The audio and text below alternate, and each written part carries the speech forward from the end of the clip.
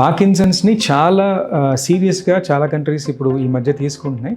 స్పెసిఫిక్గా యూఎస్ కానీ, ఆస్ట్రేలియా కానీ, బ్రిటన్ కానీ they are taking it very seriously because uh volume, uh population of people who are living with Parkinson's is rapidly progressing. ఒకప్పుడు ఎవరికో కానీ ఉండేది కదా పార్కిన్సన్స్, ఇప్పుడు చాలా మందిలో మనం చూస్తున్నాం. మెసేజ్ టు కేర్ గివర్స్ ఏంటంటే ఎర్లీ సైన్స్ని బాగా దృష్టిలో ఉంచుకోవడం. అంటే ఏదైనా హ్యాండ్ రైటింగ్ మారటం కానీ, మూమెంట్ రెస్ట్రిక్షన్స్ కొంచెం 2-3 months కంటే ఎక్కువ ఉండటం కానీ, ఏ రీజన్ లేకపోవడంతోనే సడన్గా కూర్చోవడం డిఫికల్ట్ అవుతుంది, ఉంచోవడం డిఫికల్ట్ అవుతుంది, ఆర్ ఏదన్నా పని చేయాలంటే లెథార్జీగా ఉంటుంది. ఇలాంటి సిమ్టమ్స్ ఉన్నప్పుడు దగ్గరలో ఉన్న ఫిజిషియన్ కానీ న్యూరాలజిస్ట్ని కలిసి ఈ పార్కిన్సన్స్ గురించి స్క్రీన్ చేయించుకోవడం అనేది మొదటి పని.